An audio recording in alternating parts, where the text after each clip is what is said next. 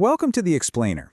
Today we're unpacking the incredibly delicate balance clinicians have to strike when evaluating behavior, mental health, and addiction, all without just immediately rushing to attach a label.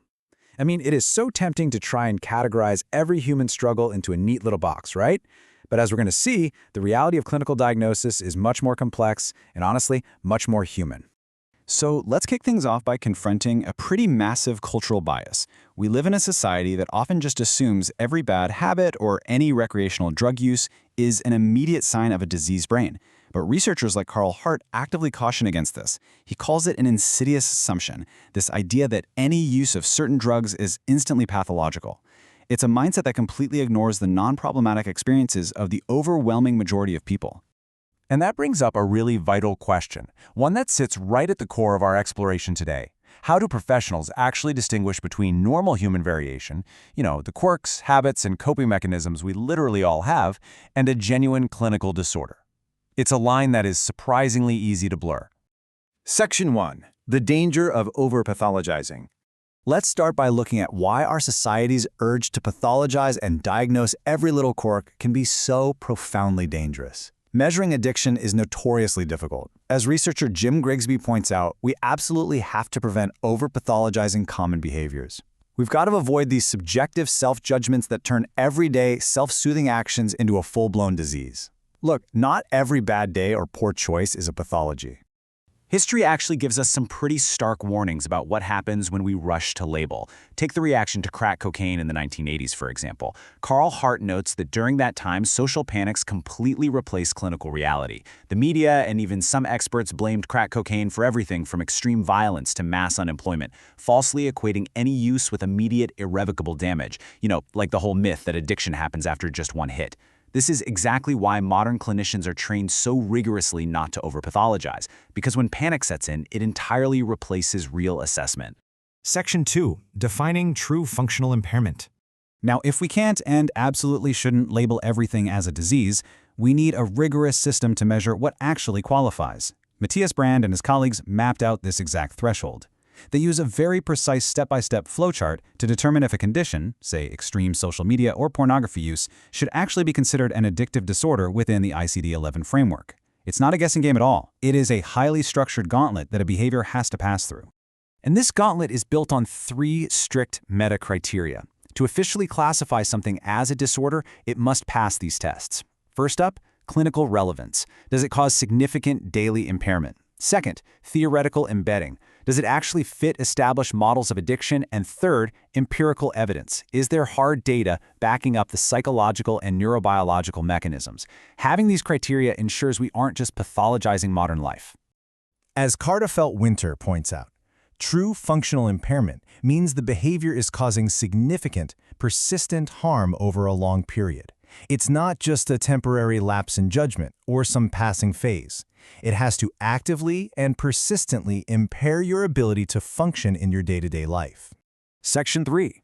Untangling symptoms and substances.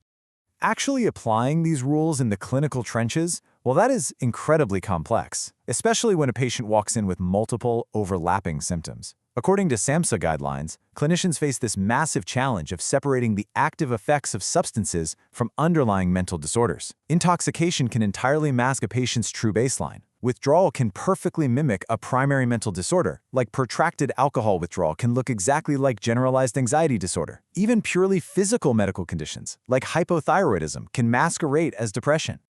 To put that into perspective, consider this clinical rule of thumb. Hearing voices while actively intoxicated is absolutely not enough to diagnose schizophrenia. A clinician should never, ever jump to a permanent, life-altering diagnosis like a persistent psychotic disorder when the symptoms might just be a temporary, substance-induced psychosis. You literally have to wait for the dust to settle. Section 4. The stigma of a label. Because when clinicians rush to diagnose without doing that careful untangling, they don't just risk clinical inaccuracy. They can attach a heavy, paralyzing stigma to the patient. And unfortunately, provider stigma is a very real threat.